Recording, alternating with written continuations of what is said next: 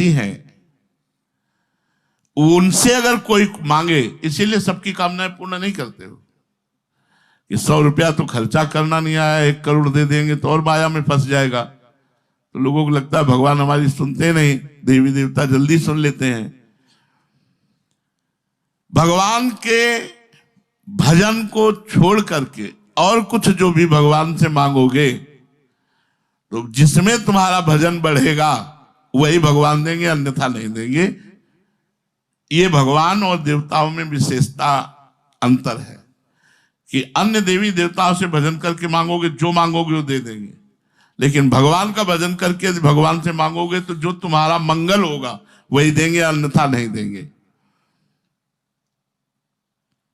ज्ञानी त्वात्मैव मतम, प्रेमी भक्त की विलक्षणता बतलाते हुए भगवान कहते हैं कि वो तो मेरी आत्मा है। प्रेमी भक्त और भगवान में कोई अंतर नहीं होता। जिस भक्त के अंदर कोई कामना नहीं, हर समय भगवान के भजन में लगा हुआ है, उसमें और भगवान में कोई अंतर नहीं। प्रेमी प्रेम में अपने आप को न्यौछावर कर देता है तो प्रेमास्पद भी प्रेमी के ऊपर अपने को न्यौछावर कर देता है। भक्त भगवान पर न्यौछावर तो भगवान भक्त पर न्यौछावर। ऐसे ही प्रेमास्पद भगवान अपने भक्त प्रेमी पर न्यौछावर हो जाते हैं।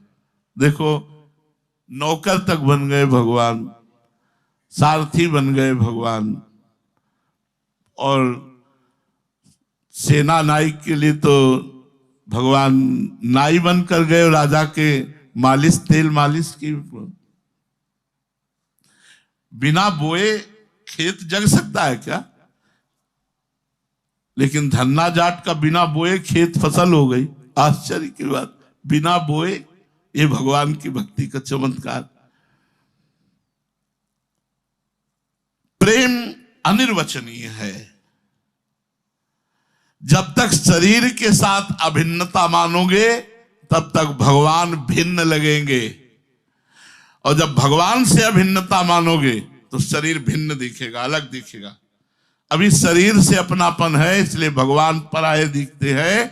जब प्रभु से अपनापन हो जाएगा, शरीर से अपनापन अपने आप नष्ट हो जाएगा। जैसे नदी कितना भी घूम ले, उसका विश्राम स्थल समुद्र ही है। ऐसे जीव कितना भी भ्रमित हो जाए, उसका विश्राम स्थल भगवान ही है। इसलिए समस्त कामनाओं को भगवान के चरणों में, अपनापन केवल भगवान से रखकर खूब भजन करो, इसी में मंगल होगा। श्री राधा